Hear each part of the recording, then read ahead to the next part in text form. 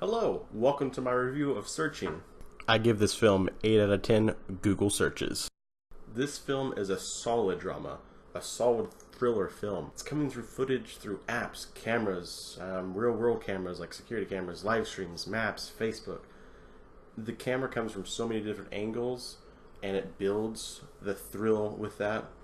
News agencies come in and give narration when needed because, with the way the film is set up, you don't always get monologuing parts, or parts that can explain the film, and all of it sounds really weird. I know this sounds really weird and sounds really off-putting when I explain it very broadly, but it is good. I like it a lot. It sounds annoying, but it will surprise you on how much it engrosses you throughout the film. You will stick around the entire time, and the ending might surprise you, it might not. It surprised me a little bit, but also at the same time I've seen a lot of movies, so not to pat myself on the back, but I've seen a lot of plots. This has an emotional beginning that of the likes of, it's not as good as Up. I'm put that out there. But in terms of what it's trying to do, it's not trying to mimic Up, because it has this intricate way the film works through the eyes of technology, not really the eyes of like a film camera, through the camera like one I have. So it's not trying to copy Up. And the way they do things, though, the emotional beginning punch, that's what they're trying to do. And they do that, I think, really well. With a bit of nostalgia thrown in there for us old computer people that dealt with the old Macs and the old startups. But this has an ending with thrills and drama in between, and I just think it's a solid film. This was directed by Anish Chagante. Chagante. I don't know how to pronounce it. I'm really sorry about that as well. He joined the Creative 5 team at Google, which means he was in charge of their advertising campaign with a bunch of other people for the search engine. This film was supposed to be a short film, but after his work was, going around, then he got a full-time budget, and he made this into an entire film, longer, just not a short film, because that's all he's done is short films, to my knowledge, unless I'm missing something somewhere. So, so far this is his biggest budget film, I believe, and his first feature-length film. He won the Alfred P. Sloan Feature Film Prize at the Sundance Film Festival this year for this movie. This movie stars John Cho of Star Trek, Harold Kumar, etc. Deborah Messing from Will and Grace. Newcomer Michelle, I think it's pronounced Nikang. It's LA, but on a couple sites it had the apostrophe N-E-E, apostrophe, or not apostrophe. It made it seem like it was pronounced that way, the way it was put into parentheses. She plays Margot, John Cho's daughter.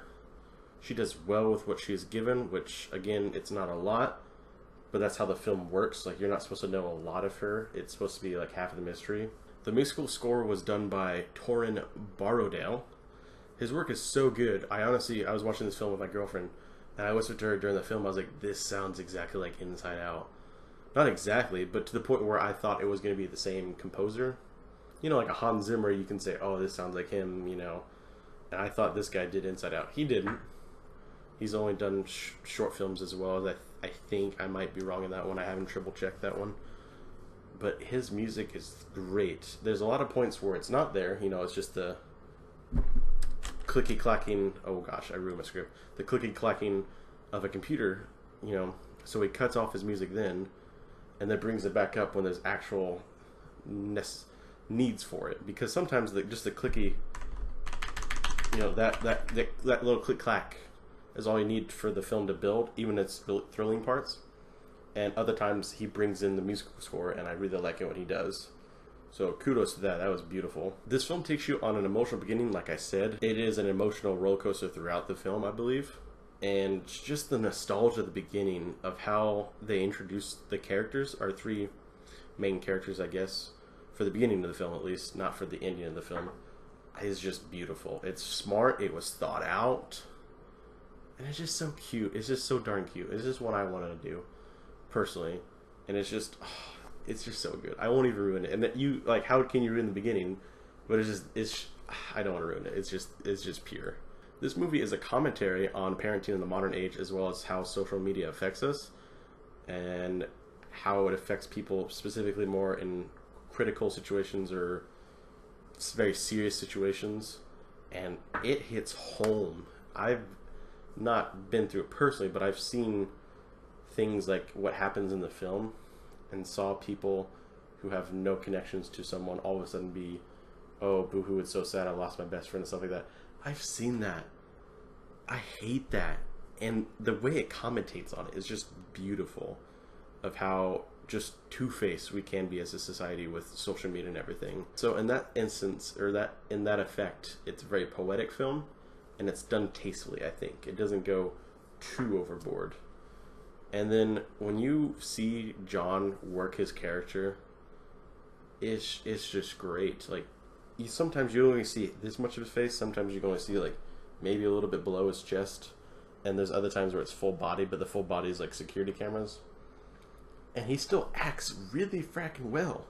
Like, it's unbelievable of how well he does, at least in my opinion.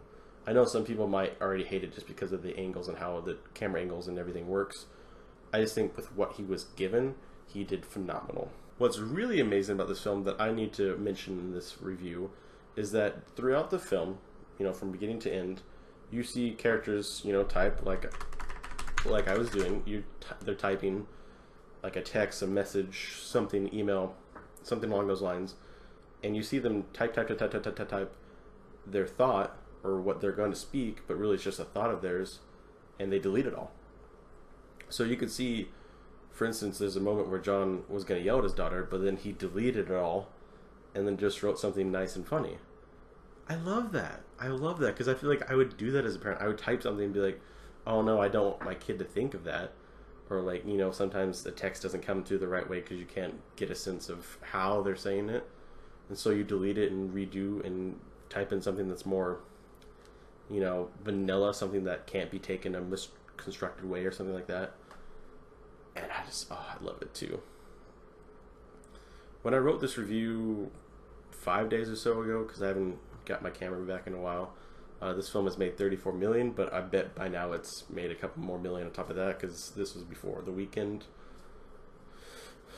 And that was, the 34 that I read about was already past the aggressive outcome that places like Box Office Mojo had in mind for the movie, which is great, because I think a film like this is interesting. It's smart of how, this is all thought out. It's just concise and just good. It's just a good film.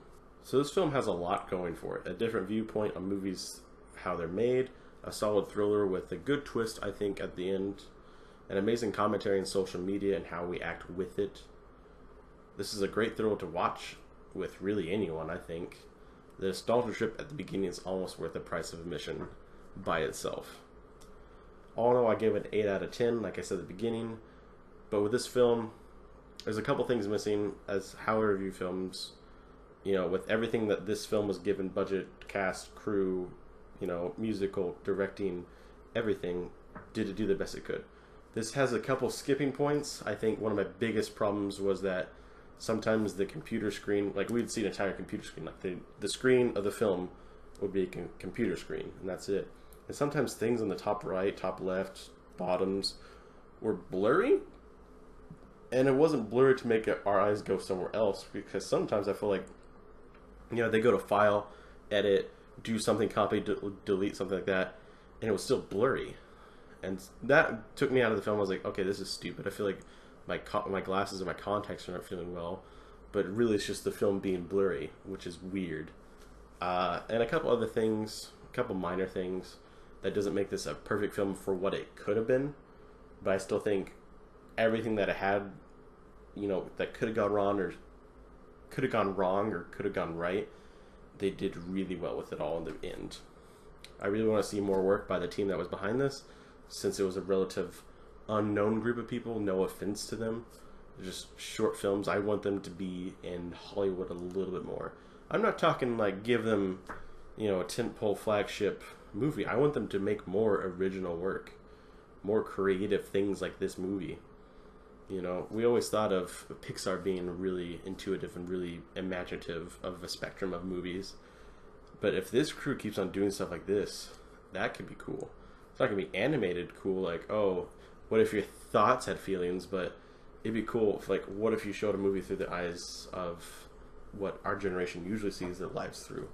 Cameras, Facebook, all these apps, all these things.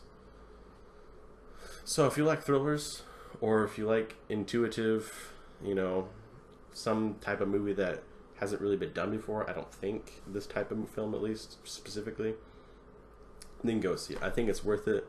When I went, it was not really too crowded, and I doubt it would be still crowded. It's still making money, but in terms of, you know, if you want a low crowd, which I suggest, since there's some quiet parts, there are some quiet parts in this film, other than just the computer clacking. You can hear other people talk a lot, so it's a good one to have to go throughout its run time, throughout its time in theaters. It's fine to go any time of that. It's no, you know, it's no like, oh gosh, go get this before it gets spoiled, so you're fine with that. But as always, my name is Clark Addison. I review entertainment because I care, and I'll see you guys in the next one.